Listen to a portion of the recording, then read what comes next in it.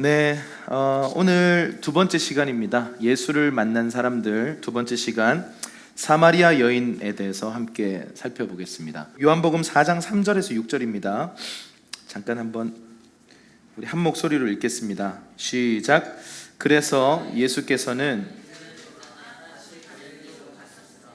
갈릴리로 들어가려면 사마리아 지방을 거쳐야만 했습니다. 그리하여 예수께서는 사마리아의 수가라는 마을로 들어가셨습니다. 그곳은 옛날 야곱이 자기 아들 요셉에게 준 땅과 가까웠으며 야곱의 우물이 거기에 있었습니다.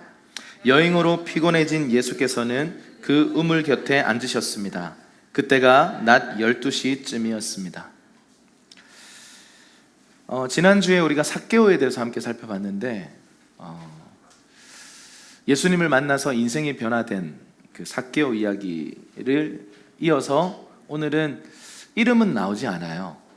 사마리아에 살고 있었던 수가성이라는 곳에 살았던 한 여인 이야기를 여러분들과 좀 나누겠습니다. 오늘 여기 사마리아라고 하는 지방이 나오는데 조금 더 이 성경 시대, 예수님 시대의 사마리아는 어떤 곳인가에 대해서 조금 살펴볼 필요가 있다고 생각합니다. 사마리아는요, 북쪽으로는 갈릴리 지방이 있었고 남쪽으로는 유대 땅이 있었고요, 서쪽으로는 지중해가 있었고 이 오른쪽으로는 요르단강이 있었습니다. 주요 성읍은 수가, 오늘 등장하는 수가성이 있고 또 세겜 지역이 있고 사마리아, 실로, 베델 이런 지역이 사마리아 지역이었습니다. 여러분, 사마리아는요 BC 722년에 아수르라고 하는 곳에서 이 사르곤 2세가 와서 함락을 당하게 됩니다. 많은 사람들이 이때 그 강제로 끌려가게 되죠. 끌려가서 어떤 일이 벌어지냐면 이렇게 분산돼 버려요. 그리고 어떤 일이 벌어지냐면 아수르의 지도자들이라 고관들, 백성들이 와서 이 사마리아 지역을 그냥 살게 됩니다. 시간이 지나면 어떤 일이 벌어질까요? 혼혈족들이 막 생겨나기 시작하는 거예요. 유대인들은 이 순수 혈통에 대해서 굉장히 강조하고 율법도 그것에 대해서 굉장히 강조해요. 그래서 혼혈 이방인과 이렇게 통혼한다, 이거는 있을 수 없는 패러다임 속에 있었던 얘기인데 이때 바로 이 일이 일어나 버립니다. 그러니까 어떤 취급을 받냐면요, 남유다 사람들은 그냥 이 사마리아 사람들은 이방인보다 더 악한 자들, 이 변절자들, 섞인 자들, 불결한 자들 이렇게 생각을 했습니다. 그래서 어느 정도로 무시했냐면요, 말도 안 섞었어요. 만약에 사마리아 사람이 여기 있으면 그냥 피해가는 거예요. 근데 예수님이요, 오늘 3절에 보니까 유대를 떠나서 어디로 간다고요? 갈릴리로 가시는 거예요. 유대를 떠나서 갈릴리를 가려면 유대와 갈릴리 사이에 사마리아 지역이 있어서 그냥 쭉 올라가면 되는데 이때 당시에 대부분 사람들은 어떻게 갔다고요? 먼 길을 돌아서 갔어요. 왜? 사마리아니까. 사마리아는 악한 곳이고 더러운 곳이고 불결한 곳이고 우리가 밟아서도 안 되는 땅이라고 생각할 정도로 사마리아를 경멸했습니다. 그래서 이 사마리아를 이렇게 돌아가지 않고 예수님이 그날 사마리아를 관통해서 가는 거예요. 그래서 제자들이 따라가면서도 이게 뭐지? 라고 생각한 겁니다. 이거 금기된 땅 아닌가? 이쪽으로 가면 안 되는 거 아닌가? 라는 생각을 했습니다. 그럼 이 유대 사람들이 생각했던 이 패러다임과는 상관없이 그냥 지름길을 향해서 그냥 예수님이 사마리아를 관통해서 지나간 겁니다. 여러분, 사마리아는 한마디로 이렇게 표현할 수 있어요. 버림받은 땅이에요. 그런데 예수님은 왜 사마리아를 들어가셨을까? 예수님의 관점은 딱 하나예요. 한번 읽어볼까요? 누가복음 19장 10절입니다. 시작. 인자는 잃어버린 사람을 찾아 구원하러 왔다. 원래 이제 다음 시간엔 니고데모에 대해서 함께 나눌 텐데요, 오늘은 이 니고데모와 사마리아 여인은 한 세트예요. 하나의 이 대조법으로 니고데모와 이 사마리아 여인을 이렇게 비교 분석하는데, 예수님이 여러분, 이 니고데모가 예수님을 밤중에 몰래 찾아오죠. 그런데 예수님이 지금 버려진 땅에 있던 사마리아 여인을 향해서 지금 찾아가서 잃어버린 자를 구원코자 가신 거예요. 그 예수님의 방식을 보면요, 절대로 안 가는 그룹이 있고요, 그냥 왜 저렇게까지 하지 싶을 정도로 찾아가는 그룹이 있습니다. 그래서 예수님은요, 사람들을 규격을 맞춰가지고 틀을 짜가지고 다 여기 들어와 하지 않으세요. 각 사람을 아시고 각 사람에게 맞게 다가가십니다. 어떤 사람들은요, 기질에 따라 하나님이 좀 다르게 대하세요. 사도 바울 같은 이런 담즙질 기질들은요, 혼나면 예수님 만나요. 할렐루야. 사도 바울은 어떻게 예수님 만났어요? 이게 갑자기 빛이 팍 비쳐가지고 와 이러면서 떨어져가지고 사울아 사울아 어찌하여 네가 나를 핍박하느냐, 누구십니까? 네가 핍박하는 예수라. 여러분, 이게 담즙질 사람들의 예수님을 만났던 많은 경험들의 간증들이 이런 스타일이에요. 그런데 여러분, 베드로 같은 사람들한테 혼내면 어떻게 되는 줄 알아요? 베드로 같은 기질의 사람들은 이렇게 혼내는 순간 더 깊은 동굴로 들어가요.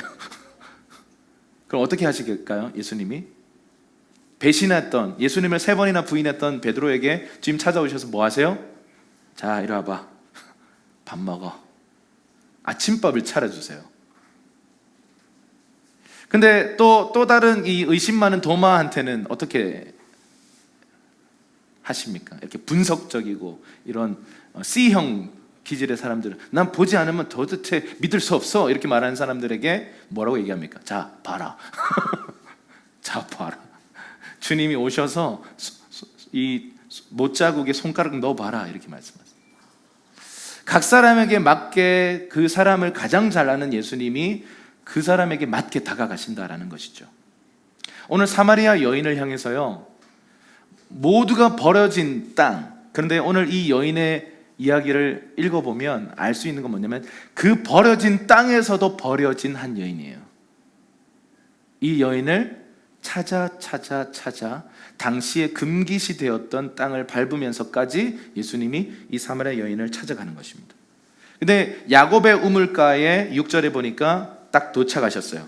이때 예수님의 모습은 어떤 모습이에요? 여행으로 피곤해진 상태여서 야곱의 우물가를 딱 만나자마자 어떻게 해요? 털썩 주저앉아요. 예수님이 피곤하셨어요. 지금 여기 보니까 많이 피곤해 보이는 얼굴들이 좀 있으세요. 할렐루야.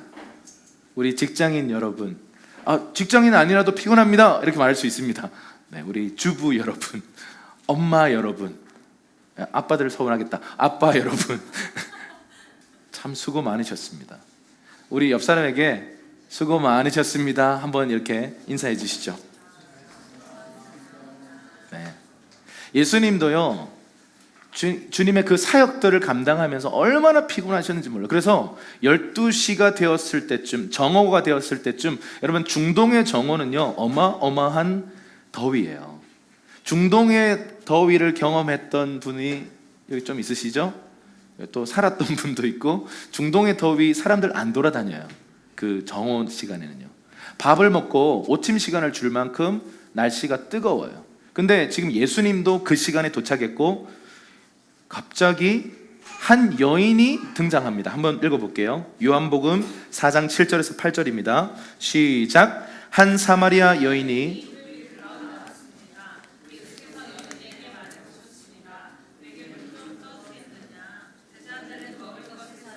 마을에 들어가고 없었습니다. 자, 한 사마리아 여인이 그 뜨거운 태양빛 아래 아무도 돌아다니지 않는 시간에 물을 뜨러 나왔다. 그냥 걸어 다니도 힘든데 지금 물동이를 이고 가기 위해서 왔다는 거예요. 이거는 무엇을 얘기할까요? 어떤 특별한 사연이 있다는 거죠. 사람들과 마주치기 싫은 거예요. 오늘날 표현으로 하면 대인기피증이 있는 거예요. 사람들이 싫은 거예요. 사람들 보고도 싶지도 않고 그냥 사람이라는 존재가 내 인생에서 사라졌으면 좋겠다. 나를 아무도 안 봤으면 좋겠다. 그냥 나는 아무도 터치하지 않고 보지도 않고 조용히 살고 싶다라고 하는 어떤 정신적인 강박에 시달리고 있었던 거예요. 왜 이랬을까요? 이 자매에게 이 여인에게 어떤 사연이 있었길래 이런 상태였을까요? 그런데 예수님이 정확한 하나님의 시간에 이 여인과 정오에 만납니다. 그리고는 예수님이 갑자기 말을 거세요. 아까 뭐라고 말씀했죠? 유대 사람들은 사마리아 사람들을 경멸해서 말도 안 섞었다고요. 근데 어떤 일이 벌어져요? 예수님이 갑자기 이 여인에게 금기되었던 당시 문화를 깨고 이 여인에게 말을 걸어요. 뭐라고 말 걸어요? 말 거는 것도 뭐예요? 부탁을 해요. 물 좀 주세요.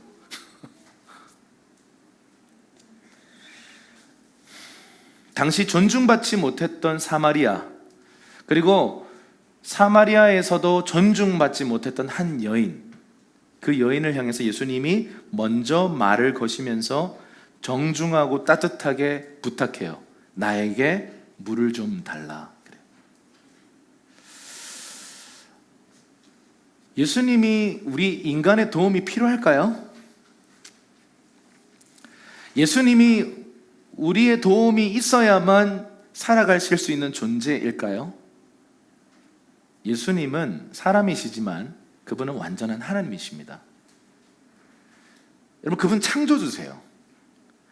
예수님이 우리가 뭔가 도와드려야만 살 수 있고 우리가 하나님을 뭔가 잘 도와드려야 된다고 생각하는데, 사실 여러분, 이것은 착각입니다.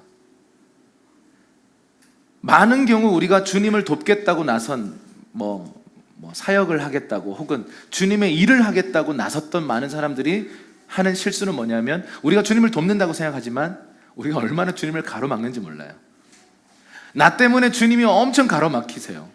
나 때문에 지연되고, 나 때문에 막 일이 실패되고, 나 때문에 하나님 뜻이 아니라 이상한 뜻이 풀어지고. 좀 슬픈 얘기지만요, 우리 인간은 하나님께 전혀 도움이 안 돼요. 그런데 예수님이 나에게 도움을 달라라고 말을 걸어오는 거예요. 나에게 물을 좀 달라. 이게 뭐냐면요, 진짜 뭔가 날 좀 도와줘, 나 죽을 것 같아, 이게 아니고요, 예수님이 퍼먹으면 되잖아요. 왜 여인한테 물을 좀 달라고 청원을 해요? 뭐냐면 그녀의 마음의 문을 노크하는 거예요. 계시록 3장 20절 한번 읽어볼게요. 시작. 볼지어다 내가 문 밖에 서서 두드리노니 누구든지 내 음성을 듣고 문을 열면 내가 그에게로 들어가 그와 더불어 먹고 그는 나와 더불어 먹으리라.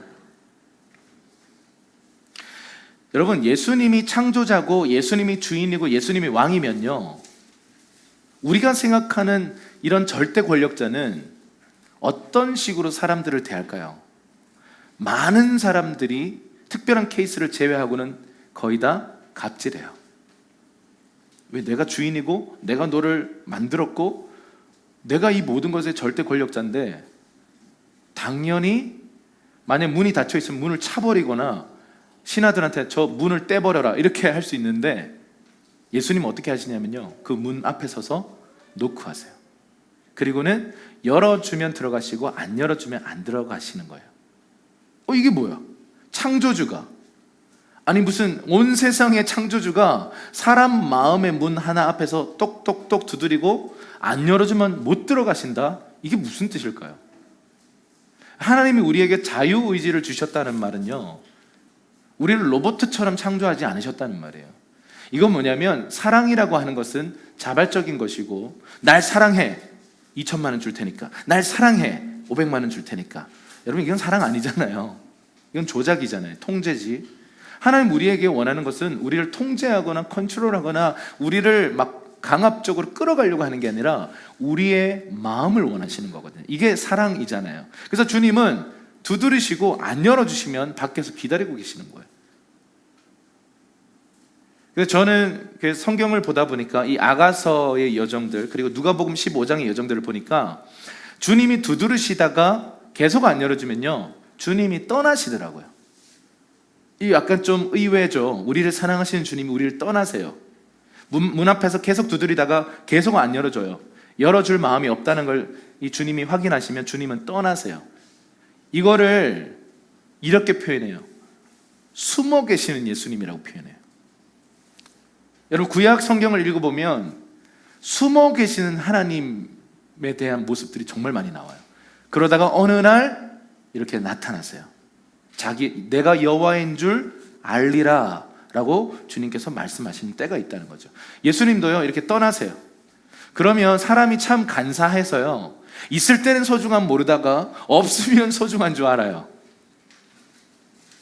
가족 소중하죠. 그런데 여러분, 가족의 소중함 너무 익숙하니까 몰라요. 근데 여러분 해외여행 나가보세요. 가족이 얼마나 보고 싶은지 몰라요. 심지어 그냥 잠깐 타도시만 갔다 와도요, 서울만 잠깐 갔다 와도 보고 싶어. 마음이 새롭게 돼요. 상실의 시기, 결핍의 시기, 어떤 하나님의 공급이 끊어지는 시기가 왜 있어요? 내가 여호와인 줄 알리라. 주님이 일부러 숨으시는 시즌이 있다는 거죠. 내가 열어줄 마음이 없을 때. 그러니까 내가 이제 문을 열고 나가서요, 주님을 찾아 헤매는 거예요. 주님 어디 계세요? 아가서를 읽어보면요, 그런 여정이 나와요. 내가 내 님을 찾아서 헤매는데 어디 있는지 모르겠다. 예루살렘 딸들아, 너희는 아느냐? 막 주님 어디 계십니까? 막 주님을 갈망하는 시즌으로 들어가서 그 갈망하는 신부에게 신랑이신 예수님이 이렇게 찾아오는 장면이 극적으로 있어요. 근데 우리 인생 안에도 그런 게 있다는 거죠. 우리가 주님의 마음의 문을 이렇게 열어드리지 않으면 주님은 못 들어오세요. 창조주가. 근데 여러분, 이 여인의 깨어지고 상한 심령을 가지고 있던 이 여인의 갈망을 아시는 하나님 아버지께서 예수님과의 관계에서 이 사마리아 땅에 대해 보여주셨고, 한 여인을 만날 것을 말씀하셔서요, 이 여인 한 사람 때문에 이 여정이 시작된 거예요. 한 여인의 갈망 때문에 창조주가 오시게 된 거예요. 그리고 지금 그 창조주가 오셔서 마음의 문을 두드리는데 나에게 물 좀 달라, 이렇게 말씀하셔요. 저는 이 대사에서요, 소름 돋는 거예요. 예수님의 목마름이 있다는 거죠. 예수님이 지금 목마르시다는 거예요. 지금 배고프시고 목마르신데 제자들은 그 배고픔과 목마름 때문에 마을에 들어가서 뭘 사러 갔어요. 근데 예수님이 그 목마름 때문에 이 여인에게 물 좀 달라 그랬는데, 사실 이것은 육신적인 것을 넘어서서 그 예수님 안에 있는 그 무언가에 대한 목마름이 있으셨다는 건데, 그 뭐냐면 예수님 안에 있는 그 깊은 곳에 있는 그 갈망, 갈증이 이 여인, 하나님을 향해 갈증을 갖고 있었던, 참된 것에 대해서 갈증을 갖고 있었던, 조금 이따 확인하겠지만 참된 예배에 대한 갈증이 있었던 이 여인의 갈증이 둘이 만난 거예요. 하나님은 어떤 사람을 찾고 계세요? 나를 전심으로 찾는 자, 마음이 상한 자들, 그런 사람들 찾고 계시거든요. 근데 이 여인이 그런 여자였던 거예요. 그래서 그 갈망과 이 두 갈망이 오늘 이렇게 만나는 장면이, 나에게 물 좀 달라, 이렇게 젠틀하게 예수님이 다가오시는 겁니다. 만약 이 여인이 여기서 마음의 문을 훅 닫아버렸다면 더 이상 대화는 진전될 수 없고 예수님의 그 삶에 들어갈 수 없는 거죠. 그다음에 대화를 계속 한번 지켜봅시다. 그 전에 이런 질문을 좀 우리가 이따가 함께 나누면 좋겠어요. 예수님은 당신의 삶에 어떠한 인격적인 방법으로 다가오셨는가 한번 생각해 보셨으면 좋겠어요. 여러분의 인생을 이렇게 막 찢고 들어오셨나요? 여러분의 마음의 문을 부셔버리고 들어오셨나요? 아니면 인격적인 방법으로 이렇게 마음의 문을 두드리면서 내가 준비가 안 됐을 때는 기다려주시고, 내가 마음의 문을 열 준비가 됐을 때 이렇게 들어오셨다. 여러분 한번 생각해 보세요. 저는 그 교회 처음 갔을 때, 제가 교회 처음 간 이유는 제 친구들이 이렇게 뭔가 이렇게 제가 TV에서 보던, 저는 저희 집안은 여자가 없었어요. 아들만 낳는 집안이에요. 그래서 여자는 우리 어머니 외에 다 남자예요. 그러니까 뭔가 여자랑 대화해 본 적이 없는 거예요. 저는 혼자 컸고 제 주변에 여자가 없으니까. 근데 제 친구들이 어느 날 이렇게 막 여성분들과 자매님들과 이렇게 막 대화하면서 걸어가는데, 그걸 이렇게 탁 보는데 뭔가 새로운 세계였어요.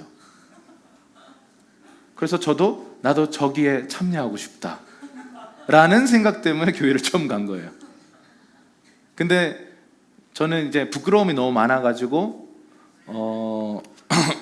부끄러움이 너무 심해가지고 앞에 나와서 자기소개한다는 얘기를 듣고 가지 않기로 결정했습니다. 난 그건 자신이 없었어요. 근데 어느 날 복음이 들려왔어요. 친구 초청 주일이었어요.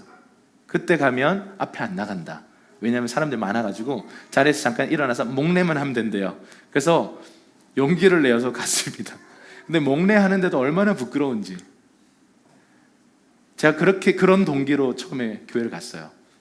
근데 이렇게 막 많은 여성분들이 있었죠. 그래서 너무 좋았어요. 그분들이 말을 걸어오는 거예요. 제 마음의 문을 막 두드리는 거예요. 그래서 설레이고 두근거리고 하여튼 그런 마음으로 교회 생활을 시작했고 너무 좋았어요. 근데 어느 날 여러분 그런 거 아세요? 새신자들이 오면 온 교회가 좀 이렇게 좀 관심을 갖죠. 정착하고 나면 그 관심이 약간 좀 이렇게 또 다른 새신자에게 향하게 되거든요. 제가 그때 시험에 듭니다. 그래서 약 한 달간 교회를 떠나게 돼 있습니다. 떠나면서 교회에 대한 비판과 막 이런 상한 마음들을 막 내뱉기 시작했습니다. 근데 한 달 지나니까 너무 좀 유치한 거예요, 제 자신이. 그래서 이건 아니다.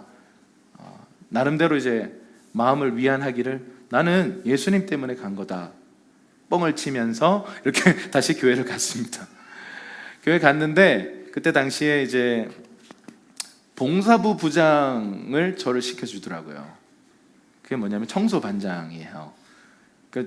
그걸 하면서 청소를 막 하면서 난 이 조직에 필요한 사람이구나 스스로를 위안하면서 굉장히 교회 생활을 재밌게 시작했어요.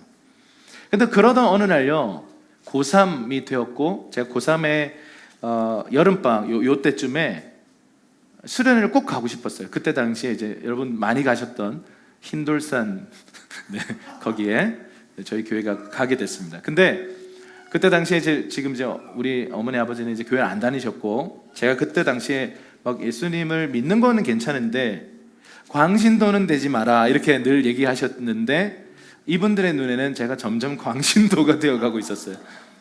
그것 중에 하나가 뭐냐면 왜 고3이 수련회를 가려고 하냐는 거예요.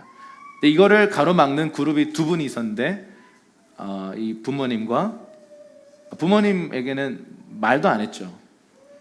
죄송합니다. 뻥을 쳤어요. 독서실을 간다. 3박 4일 독서실을 친구와 간다.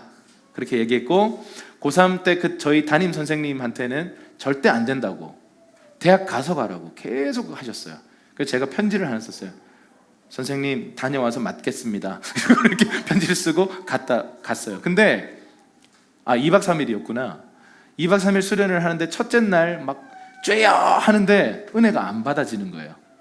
그래서 상심이 되고 시험에 들었어요. 왜 다들 막 방언도 받고 성령도 받고 울고불고 하는데 나는 왜 아무 느낌이 없나? 불안한 거예요. 내가 어떻게 왔는데 돌아가면 두들겨 맞을지도 모르는데 마지막 남은 하룻밤 두 번째 날 밤 역사는 항상 둘째 날 밤에 일어납니다.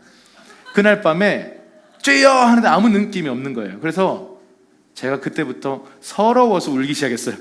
내가 어떻게 왔는데 이러면서 막 서러워서 울기 시작했는데 갑자기 서러움의 눈물에서 성령님의 방문으로 이어지기 시작해서 그날 제가 예수님을 경험했어요. 이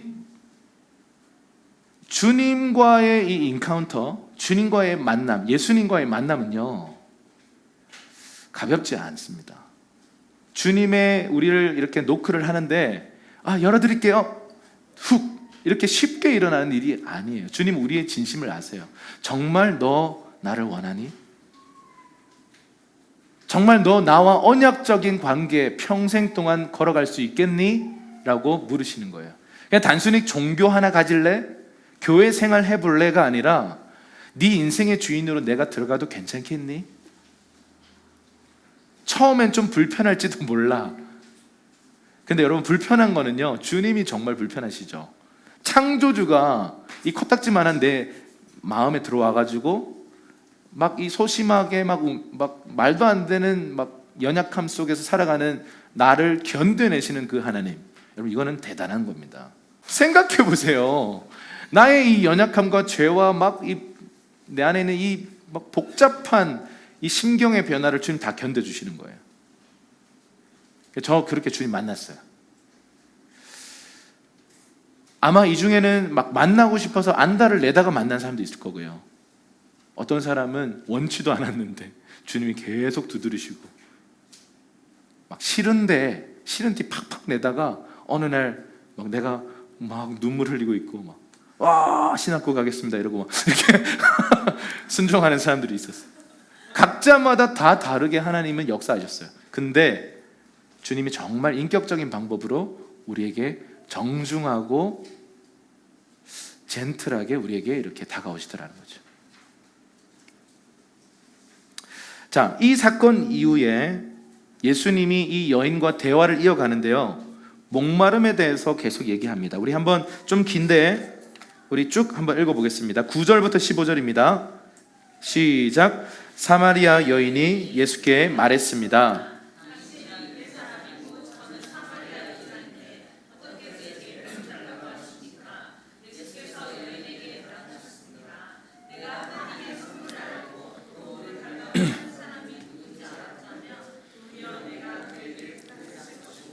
그가 내게 생수를 주었을 것이다.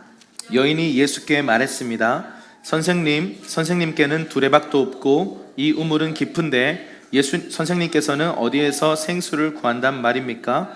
선생님이 우리 조상 야곱보다 더 크신 분이십니까? 야곱은 우리에게 이 우물을 주었고 그와 그의 아들들과 가축들도 다 여기에서 물을 마시지 않았습니까? 예수께서 대답하셨습니다. 이 물을 마시는 사람마다 다시 목마를 것이다. 그러나 내가 주는 물을 마시는 사람은 영원히 목마르지 않을 것이다. 내가 주는 물은 그 사람 안에서 계속 솟아올라 영생에 이르게 하는 샘물이 될 것이다. 여인이 예수께 말했습니다. 선생님, 제게 그 물을 주십시오. 제가 목마르지도 않고 다시는 물길로 여기까지 나오지 않게 해 주십시오. 아멘. 사마리아 여인과 이 예수님의 대화를 보면요, 예수님은 뭔가 자꾸 영적인 얘기를 하는데 이 여인은 계속 지금 육적인 얘기에 갇혀 있어요. 예수님 지금 하늘의 비밀에 대한 이야기를 계속 하고 계신데 이 여인은 땅의 일들로 계속 받아들이고 있어요. 그러니까 지금 대화가 안 통해요. 예수님의 대화를 보면 많은 이 사람들이 예수님과 이렇게 대화를 하다가 대화가 안 되네 이렇게 느껴요. 왜냐하면 예수님은 본질을 꿰뚫는 하늘의 일들, 그리고 그 사람의 감추어진 생각들을 드러내는 대화를 많이 하시거든요. 그런데 우리 인간들은요, 대부분 겉도는 대화, 이 땅에 속해 있는 대화들을 많이 해요. 지금 이 대화도 마치 이 대화가 안 되고 있어요. 이 여인이 묻습니다. 왜 나한테 말을 거십니까? 라고 대답을 했어요. 그런데 예수님이 물 좀 달라 해놓고는 이상한 얘기를 하세요. 내가 너한테 생수를 줄 수 있다 이렇게 얘기해요. 여러분, 이 얘기를 듣고 이 여인이 생각합니다. 육적인 차원에 갇혀있던 이 여인이 이 영적인 예수님의 말씀을 듣고요, 뭔가 고민하고 생각에 빠져요. 그러다가 예수님이 이렇게 말씀, 14절에 보세요. 내가 주는 물을 마시는 사람은 영원히 목마르지 않을 것이다. 내가 주는 물은 그 사람 안에서 계속 솟아올라 영생에 이르게 하는 샘물이 될 것이다. 이 얘기를 듣고 여인이 말합니다. 예수님, 제게 그 물을 주십시오. 제가 목마르지도 않고 다시는 물길로 여기까지 나오지 않게 해주십시오 라고 고백을 해요. 여러분, 이 대화에서 예수님은 어떤 분이세요? 이 생수의 근원이십니다. 예수님은 생수의 근원이 되세요. 그래서 예수님은 이 생수를요, 계속해서 공급해 주실 수 있는 분이십니다. 이 여인은 계속 이 마을 바깥으로 나와서 야곱의 우물가에서 물을 길러 가야 되는, 그런데 물은 먹어야겠고 사람은 보기 싫어요. 그러니까 이 정오의 뜨거운 태양빛 아래에서 물 길러 나오는 여인이었어요. 근데 이 목마름을 가졌던 이 여인이 얘기합니다. 그 영원히 목마르지 않는 생수 저에게 주십시오. 그래요. 여러분, 여기서부터 대화가 본질을 꿰뚫기 시작하는데요, 이 여인이 당황하기 시작해요. 갑자기 예수님이 생수 주십시오라는 얘기를 듣자마자 이 여인이 마음의 문을 열었죠. 갑자기 남편을 데려와라 그래요. 뭐야 이거. 대화가 좀 이상합니다. 남편을 데려오래요. 자, 한번 읽어볼까요? 요한복음 4장 16절에서 19절입니다. 시작. 예수께서 여인에게 말씀하셨습니다. 가서 내 남편을 불러오너라. 여인이 예수께 대답했습니다. 저는 남편이 없습니다. 예수께서 여인에게 말씀하셨습니다. 네가 남편이 없다고 한 말이 맞다. 실은 전에 내게 남편이 5이나 있었고 지금 함께 사는 남자도 내 남편이 아니니 네가 지금 한 말이 맞구나. 여인이 예수께 말했습니다. 선생님, 제가 보니 당신은 예언자이십니다. 갑자기 남편 데려오래요. 그런데 이 여인이 딱 방어하죠. 난 남편 없는데요 라고 대답해요. 근데 예수님이 그 속을 깨뚫어 보시죠. 이게 성령님의 은사예요. 그 은사를 통해서 이렇게 그 속에 있는 감추어진 어떤 정보가 팝업되는데, 이 여인에게는 과거에 5명의 남편이 있었고 지금 함께 사는 그 남자도 남편이 아닌 상태인 거죠. 그것에 대해서 예수님이 딱 정확하게 얘기하세요. 이 여인이 너무 놀라는 거죠. 뭔가 범상치 않은 분이라고 생각했고 한 좋은 랍비구나 생각했는데 선지자이구나 라는 걸 깨달아요. 하나님의 사람, 선지자구나, 예언자구나 딱 느껴요. 여러분, 이 갑자기 예수님이 왜 남편 얘기를 하는 걸까요? 이 여인의 숨겨져 있는 이 감추고 싶은 수치스러운 과거, 이 여인에게는 정말 아킬레스건 같은 이 남편 얘기 왜 하시는 걸까요? 여러분, 이게 목마름이에요. 저와 여러분은요, 목마름을 갖고 태어났습니다. 그리고 그 목마름은 오직 하나님만이 채우실 수 있는 목마름이에요. 잠깐 제가 준비한 그 영상이 있는데 한번 이 말씀 읽어볼게요. 예레미야 2장 13절입니다. 시작. 내 백성이 2가지 악을 행하였나니 곧 그들이 생수의 근원되는 나를 버린 것과 스스로 웅덩이를 판 것인데 그것은 그 물을 가두지 못할 터진 웅덩이들이니라. 파스칼이 이런 얘기를 해요. 인간의 마음속에는 하나님만이 채우실 수 있는 빈 공간이 있다 그랬어요. 하나님만이 채우실 수 있는 빈 방이 있는데 대부분 사람들은 목마름을 갖고 있어요. 그리고 인류는 생수의 근원이신 하나님을 버렸어요. 그리고 나서 한 일이 뭐예요? 아까 전에 읽었던 이 말씀처럼 스스로 웅덩이를 판 것인데 이 웅덩이의 특징이 뭐예요? 물을 저축하지 못해요. 깨진 독이라는 말이에요. 깨진 독에다가 물 붓기 하면서 인생을 살아간다는 거예요. 이 허무한 삶을 살아간다는 겁니다. 자, 그런데 이 목마름을 가지고 오늘 대화가 진행되는데 갑자기 남편 얘기가 왜 나왔을까요? 이 여인이 채워갔던 자신의 깨진 독은 뭐예요? 남편이에요. 이 사람들의 사고방식은요, 이런 생각을 가지고 있어요. 내가 이성교제를 하면, 더 나아가서 내가 결혼을 하면 내 안에 있는 이 갈급함이 채워질 거라고 착각해요. 그런데 결과는 어때요? 이 여인의 결과가 어떻습니까? 채워지지가 않아요. 이 여인은 분명히 자신의 안에 있는 이 갈망, 갈증을 남편을 통해 채우려고 했어요. 그런데 결과는 어떻게 돼요? 남편을 갈아치우는 거예요. 6명째 갈아치워도 채워지지가 않는 겁니다. 한국 오빠 만나도 안 되고 미국 오빠 만나도 안 되고 러시아 오빠 괜찮았던 것 같은데 안 채워지는 거예요. 그러니까 계속 바뀌는 거죠.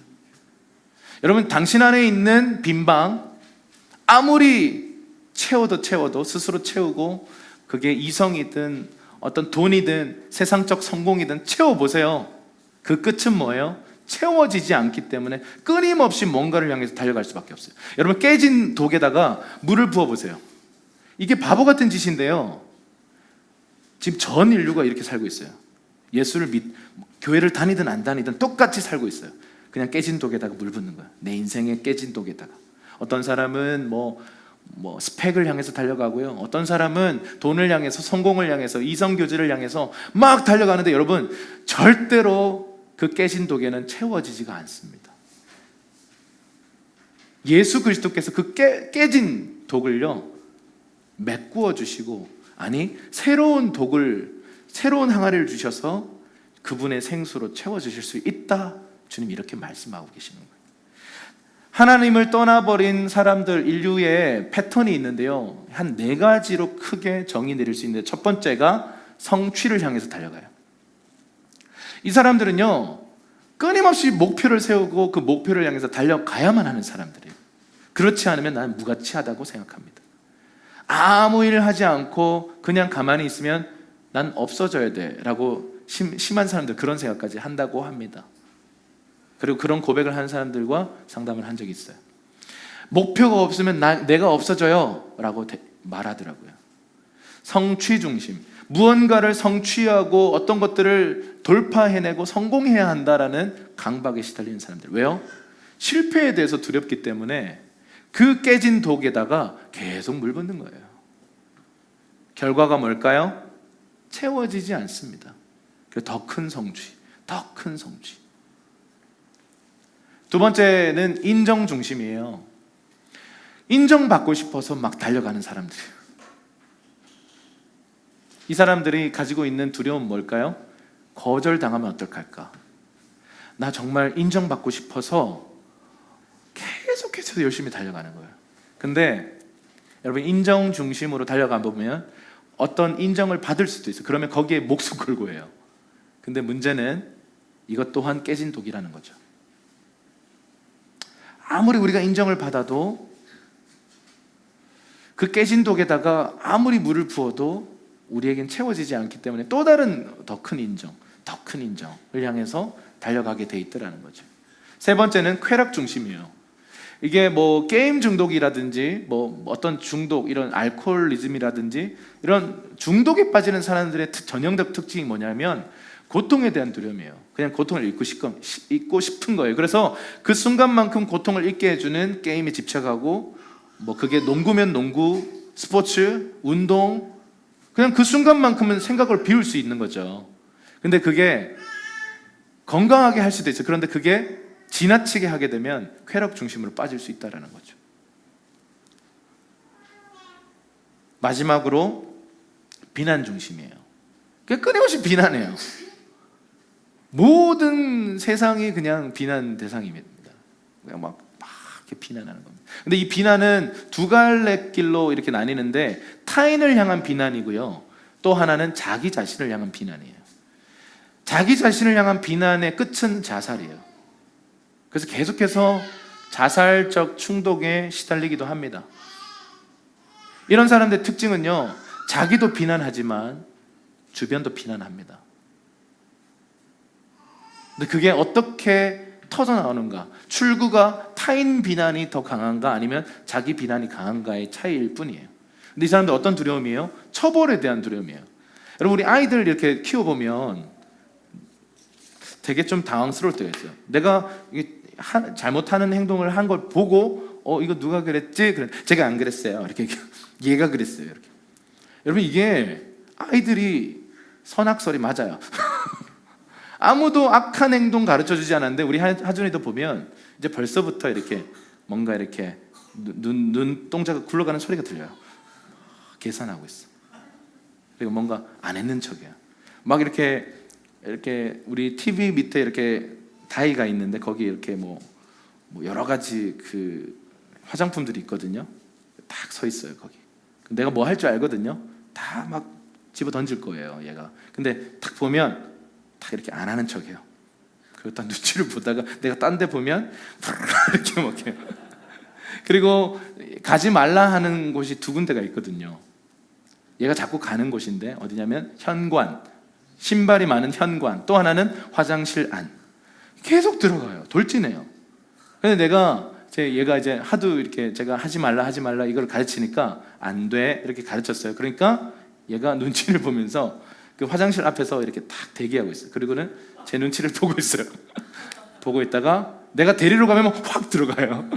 이런, 누가 가르쳤을까? 본성을 따르는 거예요. 우리 아이들이 이 처벌받을 게 두려워서 다른 사람을 비난하는 경우, 이런 어린이들의 행동 패턴만 봐도요, 우리 안에 하나님을 떠나버린, 생수의 근원을 상실해버린 목마른 심령들의 어떤 패턴들이 나온다는 거예요. 어떤 사람은 막 끊임없이 성공을 향해, 성취를 향해 달려가고, 어떤 사람은 인정받기 위해서 달려가고, 어떤 사람은 쾌락을 향해 달려가고, 어떤 사람들은 비난을 향해 달려간다는 거예요. 근데 이 모든 것의 중심에는 무엇이 있냐면요, 두려움이 있어요. 하나님을 떠나버린 인생의 기본적 정서는 뭐냐면 두려움이 가득해요. 하나님의 나라는 먹고 마시는 게 아니라 뭐라고요? 의와 평강과 기쁨이다 그랬어요. 하나님 나라, 하나님이 통치하는 세상은 어떤 나라예요? 두려움이 없는 나라예요. 의와 평강과 기쁨이 가득한 나라인데, 하나님을 떠나 있으니까 우리 마음의 정서 안에 어떤 주도적인 정서가 풀어져요? 두려움이 있어요. 두려움은 어떤 걸 낳아요? 염려를 낳아요. 근심을 낳고 미래에 대한 불안감을 낳아요. 그러니까 끊임없이 깨진 독에 뭐라도 부어야 되는 거예요. 이 참 바보 같은 삶인데요, 우리가 그렇게 살아왔어요. 그래서 수많은 사람들이 이렇게 살고 있어요. 예수 믿는다고 하는 사람들도 이렇게 살고 있다고요. 여러분, 예수님은 생수의 근원이십니다. 그분은 우리에게 영원히 목마르지 않는 생수를 주실 수 있는 분이세요. 우리를 사랑하셔서 자기 목숨을 내어주시기까지 하신 확실한 사랑을 가지신 분이세요. 의심하지 않아도 됩니다. 그분이 약속하셨어요. 내가 너 영원히 목마르지 않게 해줄게. 사마리아 여인이요, 이런 얘기들을 들으면서 갑자기 이상한 대화로 또 이끌어가요. 오늘 이 대화는 참 이상합니다. 그 물 주세요 그랬더니 남편 데려오라, 네 말이 옳도다. 막 이런 얘기를 하다가 당신은 선지자군요. 이 여인이 선지자라는 것을 딱 깨닫고 나서 처음으로 꺼내는 얘기가 뭐예요? 예배의 본질이 뭐예요? 라고 얘기해요. 저 목마르거든요. 목마른 여인이거든요. 근데 남편도 채워보고 막 해봤는데 안 되더라고요. 근데 내 안에 목마름이 있는데, 참된 것에 대한 목마름이 있는데 어떻게 예배하는 게 진짜 예배예요? 라고 묻는 거예요. 이 산에서 해야 되나요? 이 산은 뭐냐면 그리심산. 저곳은 어디냐면 남쪽에 있는 그 예루살렘, 거기도 산이거든요. 이 산입니까 저 산입니까? 물어요. 형식을 물었어요. 그랬더니 예수님 뭐라고 대답해요? 이 산도 아니고 저 산도 아니다.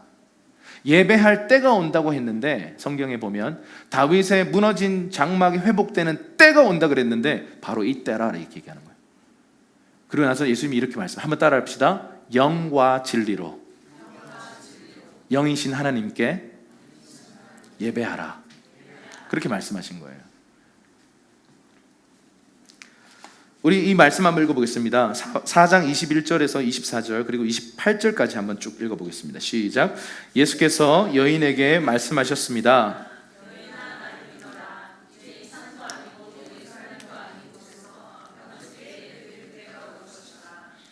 이제 참되게 예배하는 사람들이 영과 진리로 아버지께 예배 드릴 때가 오는데 지금이 바로 그때다. 아버지께서는 이렇게 예배 드리는 사람들을 찾고 계신다. 하나님은 영이시니 하나님께 예배하는 사람은 영과 진리로 예배드려야 한다. 여인은 물 항아리를 내버려 둔 채 마을로 돌아가 사람들에게 말했습니다. 여러분, 우리가 하나님을 예배하는 것이 생수의 근원과 맞닿는, 다시 말해서 생수의 근원이신 예수님과 이렇게 하나가 되는 게 바로 예배인데요. 근데 문제가 있어요. 이 예배를 통해서 우리 안에 채워질 수 있는데, 문제는 하나님이 영이시라는 거예요. 그래서 육을 입은 예수님이 이 땅에 오셔서 영이신 하나님을 계속 증거하시는데, 어떻게 예배해야 되는지 방법을 알려주는데 어떻게 예배하라 그래요? 영과 진리로. 이 말은 뭐냐면 네 육으로 할 수 없다는 거예요. 이 여인은 계속 육적인 얘기를 계속하고 있거든요. 그리고 혼적인 얘기를 계속하고 있단 말이에요. 그런데 혼과 육, 네가 알고 있는 지식과 감정과 의지로 나아가면 영이신 하나님과 연결될 수가 없어. 네 육신으로 나아가는 것도 하나님과 연결될 수가 없어요. 어떻게 나가야 돼요? 영으로 나가야 돼요. 이 말은 우리가 여러 번 얘기했지만 우리 육신을 깨트리는 법을 배워야 돼요. 지난 금요일에 우리가 모여서 그런 주제를 가지고 대화했어요. 어떻게 영에 속한 사람이 될 것인가요? 육을 입고 있고 육의 본성과 욕심을 갖고 있고 막 내 감정이 뭐 오락가락 하는데 어떻게 그걸 내려놓고 영적인 존재로서 영이신 하나님과 연결될 수 있을 것인가? 깨트리는 법을 배워야 돼요. 여러분, 오늘 이 예배 자리에 나오는데 오기 싫었던 사람 있죠? 사탄은요, 우리의 육적인 어떤 것을 가지고 우리를 쳐요. 오기 싫어요. 몸이 아팠을 수도 있고 기분이 나빴을 수도 있고 보기 싫은 인간이 있었을 수도 몰라요. 할렐루야. 무슨 이유든 간에요, 뭔가 영적인 일을 하고 영적인 어떤 것을 하려고 할 때마다 우리의 상황과 환경과 우리의 감정과 우리를 흔들어서 오지 못하게 만드는 일들이 생겨요. 그리고 많은 사람들이 거기에 넘어져 버립니다. 영이신 하나님과 우리가 연결되려면 우리 육을 깨트리는 법을 배워야 돼요. 그리고 우리의 방법대로가 아니라 진리로 예배하는 방법을 배워야 된다는 거죠. 어쨌든 이 여인이 지금 이 예수님과의 대화에서 그가 그렇게 갈구하고 목말라 했던 어떤 본질에 대한 이 만남이 이루어져요. 사실 예수님을 만난 거죠. 본질이신 예수님을 만나고 나니까 갑자기 이 여인이 이상한 행동을 해요. 사람들이 꼴 보기 싫고 사람들에게 비춰지기가 싫어서 대인기피증을 가지고 있어서 자신의 이 화려한 과거, 남편을 5 바꿨는데도 채워지지가 않아서 이번에는 남편이지도 않은 사람과 동거하고 있는 이 상태에서 사람들의 수군거림과 사람들의 멸시를 피해서 낮 정오의 뜨거운 태양빛 아래 물을 떠러온 이 여인이 갑자기 물동이를 던져버려요. 그리고는 사람들에게로 수가성 마을로 막 뛰어가가지고요 외치기 시작하는 거예요. 내 모든 비밀을 아는 선지자가 있다. 그가 바로 그리스도다라고 말하면서 이 수가성 사람들을 향해서 예수님을 증거하는 일들을 해요. 여러분, 어떻게 하면 우리 안에 있는 어떤 이런 내면적 상처, 사람들과의 관계에서 생겨난 이 어떤 강박이라든지 어떤 이 우리 안에 있는 어려움들을 어떻게 극복할 수 있을까요? 물론 의학의 도움도 필요하겠죠. 그런데 본질은 뭐냐면 예수 그리스도께서 주시는 이 생수를 맛보면, 여러분 사막 한가운데서 이렇게 한 10명이서 이렇게 단체로 걸어가다가 다 탈진하고 있는데 한 사람이 샘을 발견했어요. 근데 여러분 그 상황에서 혼자 몰래 가가지고 그걸 이렇게 숨겨가지고 혼자 먹고 있는 인간이 있을까요? 물론 그 샘이 혼자만 먹으면 없어질 샘이면 이기심 때문에 그럴 수 있겠죠. 그런데 그런 게 아니라 계속 솟아나는 샘이에요. 어떻게 하시겠어요? 소리치겠죠. 저기 막 쓰러져 가고 있는 사람한테 막 쓰러져 있는데 야 빨리 일어나서 이쪽으로 와. 아니 이쪽으로 올 힘도 없어가지고 막 쓰러져 있어요. 근데 혼내서라도 막 뺨을 치고서라도 끌고 오겠죠. 이게 생수를 맛본 사람들의 특징이에요. 이 여인은 자기가 대인기피증도 있고 사람들 앞에 나서고 싶지도 않고 사람들의 수군거림이 두려웠고 두려움으로 가득 차 있던, 끊임없이 목말라 하던 이 여인이 생수의 근원이신 예수님과 딱 만나자마자 외치기 시작하는 거예요. 자기가 그렇게 두려워했던 대중 앞에 서서 예수님을 막 증거하기 시작하는 거예요. 여러분 결과가 뭔지 아세요?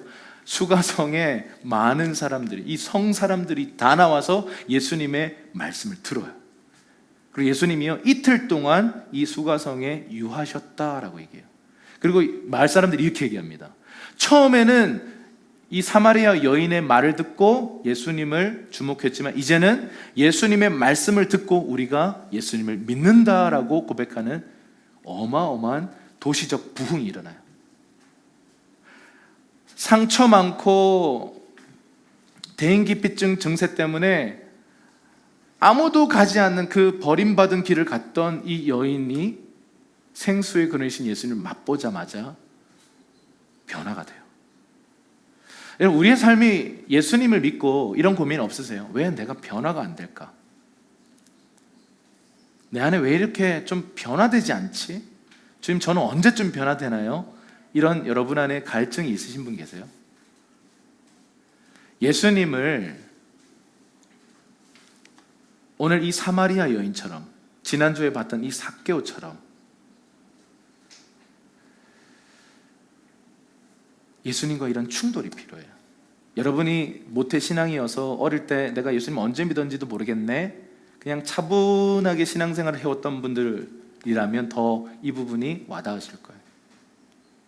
이런 극적 만남이 내 인생에 없었기 때문에 내 안에 어떤 이런 큰 터닝 포인트가 없는 거예요. 근데 여러분 뭐 예수 믿은 지 얼마 안 된 사람들에게는 이런 고민이 없는 줄 아십니까? 많아요. 내가 지금 만난 게 맞나? 이런 생각이 들어요. 각자마다의 여정이 다르고 스타일이 다르고 예수님은 다가오는 방식이 다르세요. 그런데 본질은 딱 하나예요. 예수를 만나면, 그리고 그 만남을 통해 생수의 근원이신 예수님이 내 안에 채워지면 반드시 어떤 내 행동의 변화, 삶의 변화, 내 삶의 문화의 변화는 시작된다라는 거예요. 여러분, 이 여인은 여기서 이제 스토리가 끝나거든요. 근데 교회서를 읽어보면요, 이 여인 이야기가 나타나요. 이렇게 사마리아 여인 이야기는 끝나버렸는데 이 여인 나중에 엄청난 하나님의 사람이 돼요.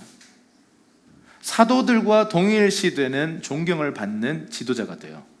그래서 세인트, 다시 말하면 성자가 돼요. 초대교회의 부흥의 주역이 됩니다. 여러분, 버려진 땅 사마리아, 그 사마리아가 또 버려버린 한 여인, 버림받은 여인이 생수의 근원이신 예수님과 만나고 나니까 정말 강력한 부흥의 통로가 됐어요. 여러분에게는 어떤 그동안 파왔던 우물이 있으십니까? 우물 이야기가 성경에 정말 많이 나오거든요. 여러분, 지금 생수의 근원이신 예수님께 우물을 파고 계세요? 혹시나 깨진 독, 물을 저축하지 못하는 잘못된 이 우물을 파고 있지는 않습니까? 세상의 우물을 파고 있지는 않습니까?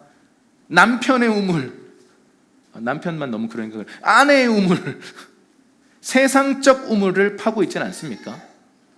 여러분, 그거를 내려놓고 여호와께로 돌아오는 것. 자, 그런데 여호와께 돌아오면 생수의 근원을 그냥 뚝 만나는 겁니까? 아니요. 제가 그때 말씀드렸잖아요. 서러우면 눈물 폭발을 그렇게 한 시간 우니까 그제서야 주님이 내 인생에 이렇게 찾아오시더라고요. 그게 뭐냐면 진짜 갈망의 삶을, 갈망이라고 하는 삽을 가지고요, 순종의 이 우물 파기의 작업이 필요해요. 그런데 여러분, 이 우물 파는 게 아브라함이 팠던 우물이 고대 시대에 아브라함이 터뜨렸던 우물의 깊이가 70m예요. 와우, 놀라지도 않네. 70m예요. 70m. 생각해보세요. 10m 판 것도 대단한 거잖아요. 그때 당시에 무슨 뭐 굴착기가 있습니까? 뭐가 있습니까? 삽으로 팠겠죠. 뭐 이런 걸로 팠겠죠. 20m 팠어요. 그래서 사람들, 와, 대단하다. 30m 파요. 40m 파는데 이제 그만하지. 자기도 무슨 생각이 들었을까? 여기 아닌 거 아니야? 50m 파요. 못하겠어요. 포기하고 싶어요. 60m 팠어요. 한계가 왔어요. 이제 나 못하겠다. 한 며칠 쉬어요. 그런데 69m까지 파도요, 아무런 변화가 없어. 물 한 방울 안 나와요. 그런데 70m 딱 파는 순간 물이 터져 나왔다는 거예요. 그게 아브라함이 팠던 우물이에요. 여러분, 갈망의 삽을 가지고 각자마다 조금 파봐요. 막 한 3일 기도도 해보고. 근데 여러분, 70이라는 숫자는 완전수죠. 갈망과 순종이라고 하는 것은요, 붙어 있어요. 근데 그 순종이 조금 해보다 안 되면 많은 게 아니라 70m까지 파야 돼요. 온전한 순종이에요. 여러분, 우리는 지금 각자마다 우리 인생의 우물 파는 여정을 살고 있어요. 여러분이 파고 있는 그 우물을 통해서 생수의 근원이신 예수님과 맞닿는 날이 올 것입니다. 아멘. 그런데 문제는 중도에 포기하지 마시라는 거예요. 조금 해보다가, 영적인 일 한번 해보다가, 많은 사람들이 기도를 작정해보다가 중간에 이렇게 포기해버려요. 해봤는데 안 되더라? 그렇게 얘기합니다. 여러분, 생수의 근원과 맞닿을 때까지 파야 돼요. 70m, 69m까지 가도요, 아무 변화가 없어요. 물은 100도가 돼야 끓어요. 온전한 순종을 통해서 이 생수의 근원이신 예수님을 만났던 수많은 사람들이 있습니다. 말씀을 마무리하겠습니다. 주님이 여러분의 인생에, 저와 여러분의 인생에 마음의 문을 두드리셨던 그 첫 두드림의 시즌을 생각해 보세요. 그리고 우리가 인생의 여정을 이렇게 살아오다가 어떤 사람들은 신앙생활 꽤 오래 했어요. 근데 주님이 막 어느 순간 안 느껴져요.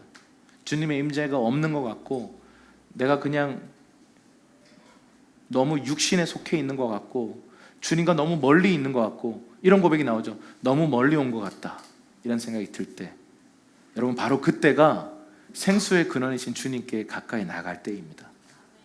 여러분에게 지금 갈망이 시작되고 있는 거예요.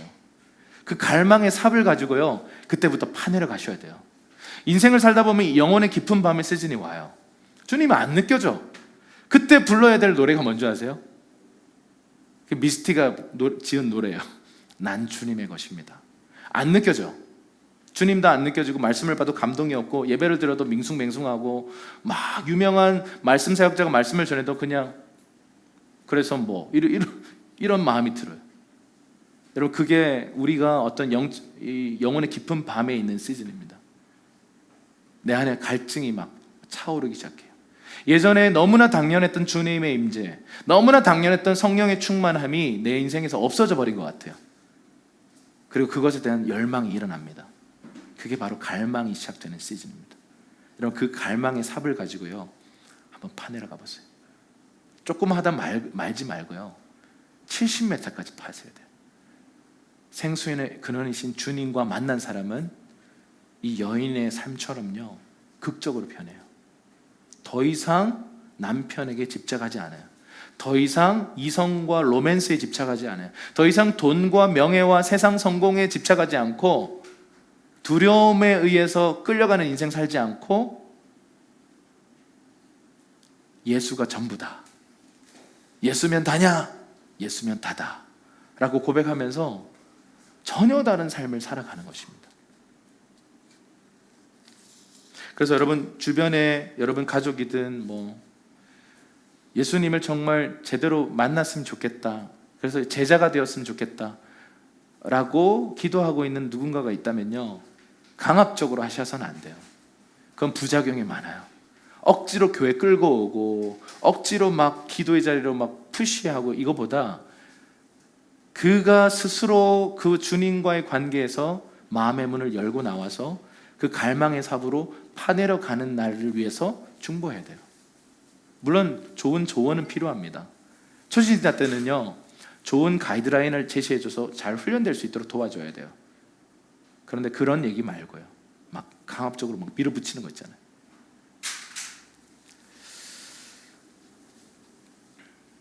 이 시간에 함께 좀 들은 말씀 기억하면서 좀 기도하는 시간 갖겠습니다. 우리 그 노래 같이 한번 부를까요? 그 노래 다 아시죠? 우물가의 여인이라고 하는 노래 함께 좀 부르면서 좀 이 말씀을 좀 기억하면서 함께 좀 기도하는 시간 갖겠습니다.